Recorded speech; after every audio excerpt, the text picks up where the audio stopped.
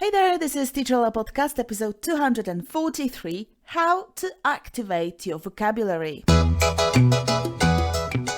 Are you tired of lacking confidence when speaking English? Does it block you from achieving your true goals? This podcast is the place for you. This is Teacher Ola Podcast. My name's Ola Mierniczak and I empower English learners to become confident speakers. The key to fluency is in your pocket. You boost your vocabulary, brush up your grammar, and improve your pronunciation. Enjoy your journey to fluency. Hello and welcome. Thank you so much for pressing play. Today we're going to discuss active and passive vocabulary. But first, let me invite you to another series of 3 free webinars. I'm thrilled because it's going to be so awesome. 19, 20, and the 21st. So 19th, 20th, and the 21st of May, we'll be learning how to become fluent in English. Please sign up now. Go to teacherola.com/webinar. It's all free. You know my webinars. You know the formula. 3 days of knowledge that you cannot miss. We'll be talking about memorizing words, about making mistakes, gaining more confidence, and how to improve your listening skills. I'm excited. So once again, it's teacherola.com/webinar. And now, today's episode. I hear you. Hey, Ola, I see words, I hear words, I know what they mean, but I can't use them myself. I can't use them spontaneously, naturally. I'm not fluent. Well, my dear, being fluent is not that. It's not the ability to use all the words you know. Let's break it down today and let's learn what passive and active vocabulary are. Today you'll find out why it is completely normal to understand words and not be able to use them. Passive vocabulary. What is that? Do I need it? Yes, you need a broad passive vocabulary because you need to understand people and text. These are the words that you understand when you read them or when you hear them, but you are not able to use them while speaking or writing. Every word, phrase, fixed phrase, idiom, phrasal verb, all the new vocabulary you learn becomes passive vocabulary. Not immediately, but if you read or listen a lot, your passive vocabulary gets bigger. The bigger, the better. That's a foregone conclusion. Vast passive vocabulary makes it possible for you to understand films, conversations, music, books, everything. Now, what's active vocabulary? Active vocabulary are all the words you can use while speaking or writing. It's much, much smaller. It will always be considerably smaller in comparison with passive vocabulary. Words can become parts of your active vocabulary only after practice, only after you've made use of them, not just once, multiple times. Passive vocabulary is like a reading room in a library, okay? You have access to the words, you understand them, but you can't use them outside the room. Whereas active vocabulary are all the books that you can borrow, take home with you, you can use them. I hope this example does illustrate the difference. I know that you want to activate all the passive words in your brain. You are my heroes, honestly. No sarcasm here. I honestly admire that in you. I know you're ambitious and you want to express yourself fully. You want to be able to use all the words there are, 100%. The good news, I think it's a piece of good news, the good news is that you will never activate all the words from your passive repository. It's impossible because new words constantly enter your repository. All the time, whenever you read or listen, new words jump into your brain. This process never ends. New words appear all the time. It's estimated that in the modern world, a new word is created every 98 minutes. A brand new word. Each year, an estimated 800 to 1,000 new words are added to English language dictionaries. In the 20th century alone, more than 90,000 words have been added. Can you believe that? In daily life, we use 3, 4, maybe 5,000 words. Dictionaries barely keep up with the ever-changing language. Terms related to technological advancements, social trends, popular culture, scientific discoveries, and other aspects of contemporary life. You will never learn all the vocabulary there is. New words pop up all the time, plus old words and old sayings gain new meanings. Language is alive. That's the beauty of it. Accept it. Okay, so that's an important point, to take off this burden, to shake it off, because it's an illusion, Drop it. Drop that unrealistic expectation to activate all the vocabulary you know passively. Passive vocabulary is there for a reason. The problem is if your active vocabulary is too narrow to make you feel comfortable speaking, to make you feel confident. So in this episode, I'm going to give you 3 tips on how to activate your passive knowledge. Not all of it, okay? We've already said that it's an unrealistic expectation, but you can and you should activate the vocabulary, that group of words and phrases you need for speaking. Additionally, please know that this is absolutely natural. It's like that across all languages. Every speaker of any language understands more words than they can use. In Polish, you also know many more words than you can use in your daily life. Yes, so-called native speakers understand more than they can use. They understand more than they can use. So how to activate your vocabulary?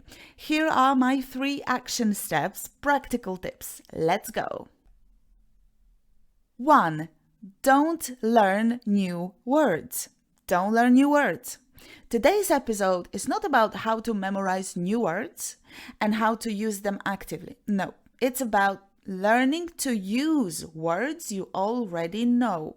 So if you're here, I assume you have a problem with expressing yourself with fluent communication. That means you need to activate your passive vocabulary. You don't need more words. You need to use the words you already know. They might be easy words, basic expressions. Good, humble yourself. Put those so-called easy expressions on flashcards. You need to activate them first. For instance, what do you say when someone asks you this question? How are you? What? You don't have an answer ready?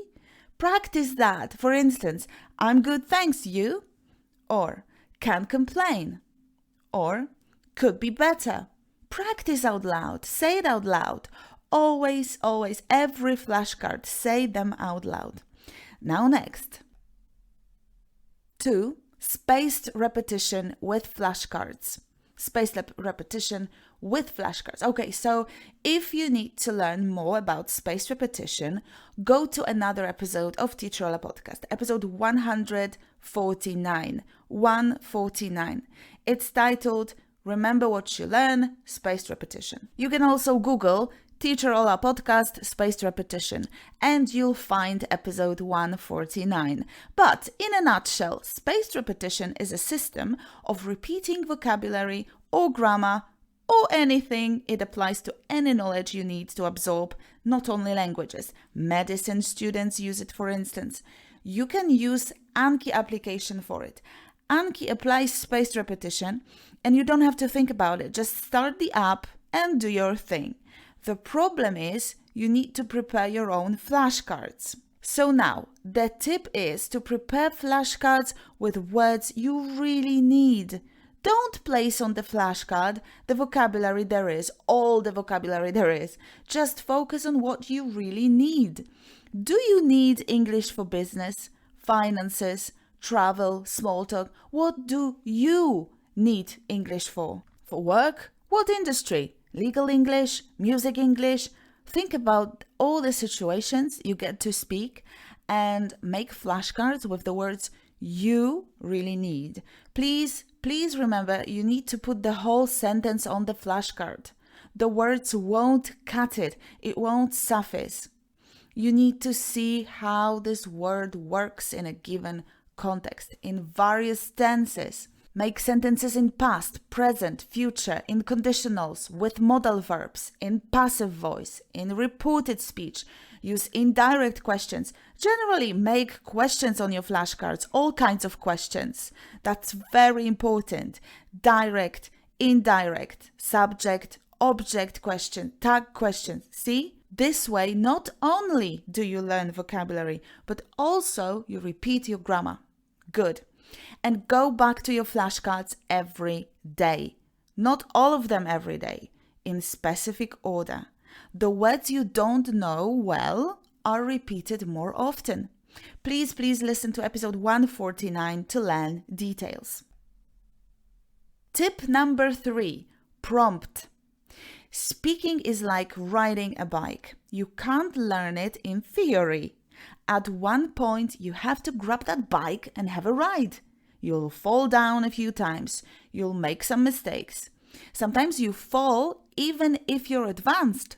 Mistakes are a natural way of learning. We don't know any other way of learning. We learn by doing, so do it.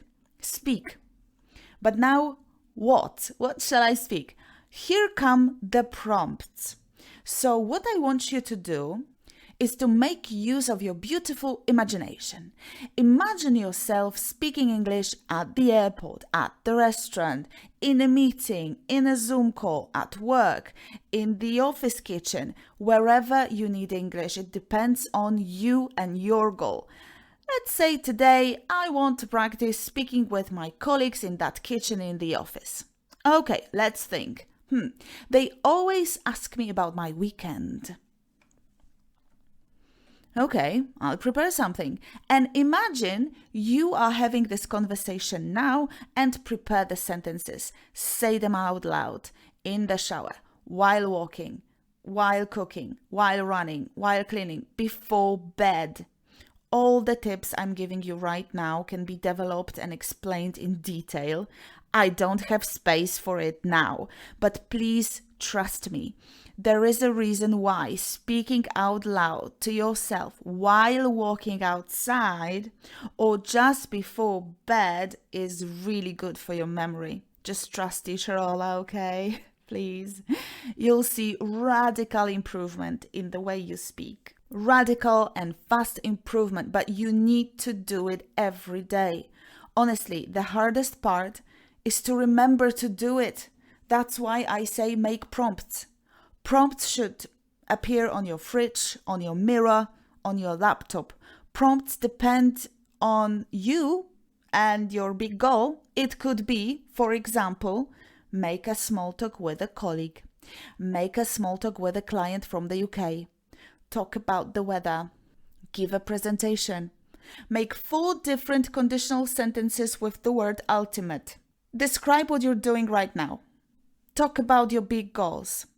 Talk about your arrangements for this week. Make sentences with such and such words. Use such and such idiom. List all the words that you associate with the word lettuce. For example, For example, the list depends on you. The list of prompts you give yourself every day depends on you. 1 prompt per day. Extra tip, record yourself. Audio or video. Extra tip, start a podcast or a YouTube channel. Public one. It's harder to speak to the camera or speak to the microphone than it is to speak to a real person. It really is. If you do that, if you commit yourself to speaking and recording a podcast episode on any topic you want, if you do that consistently every Thursday, you'll fly. Why?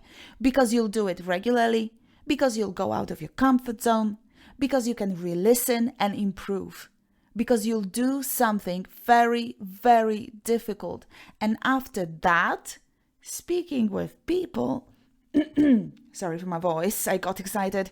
Speaking with people will be a breeze, a walk in the park, easy peasy. Go back to episode 0 of this very podcast, Teacher Ola podcast, and see how much I improved my speaking skills in those 5 years. You can do it too. Additional tip number 4. I know I promised 3 tips, but this one is important and I need you to hear this. Read out loud. Do it, because reading out loud is one of the best things you can do for your English. While reading, you get to see the words and grammar in context. You see the collocations, connections, ways the words are used, who uses them, in what situations. Read books with many dialogues. Read books for teenagers. They have many dialogues. Young adults section, okay? See how the characters react, how they respond, what questions are asked, in what situations. Very, very important. But you'll get extra points for reading out loud. Do it, do it, do it. You can do it with me.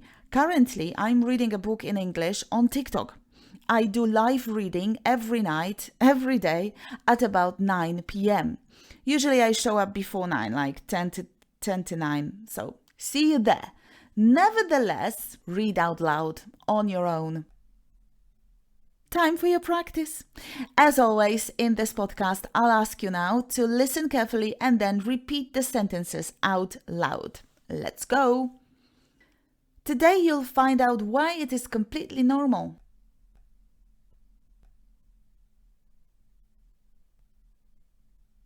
Today you'll find out why it is completely normal. Do I need it? Do I need it? The bigger the better. The bigger the better. That's a foregone conclusion. That's a foregone conclusion. It will always be considerably smaller in comparison with passive vocabulary.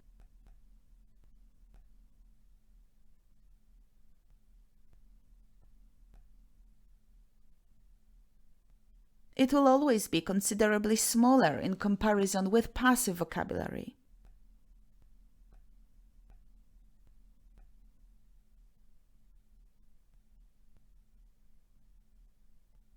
I hope this example does illustrate the difference.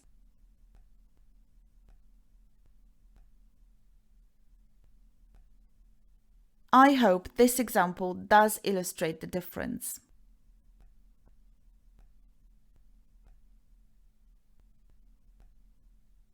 This process never ends. This process never ends. It's estimated that in the modern world, a new word is created every 98 minutes.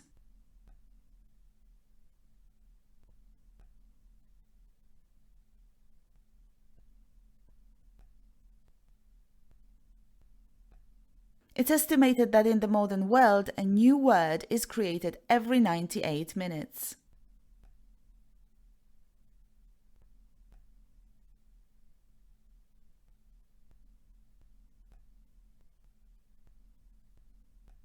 Can you believe that? Can you believe that? New words pop up all the time. New words pop up all the time. Drop that unrealistic expectation.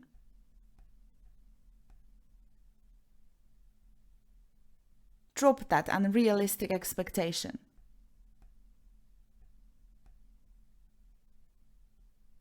I hope you enjoyed this lesson and you learned something new. I hope you feel inspired to take action now. Don't leave it for later. Make a decision now and implement new habits today. If you like my work, please leave a review or a like or a heart. That will massively, massively help me. Thank you so much.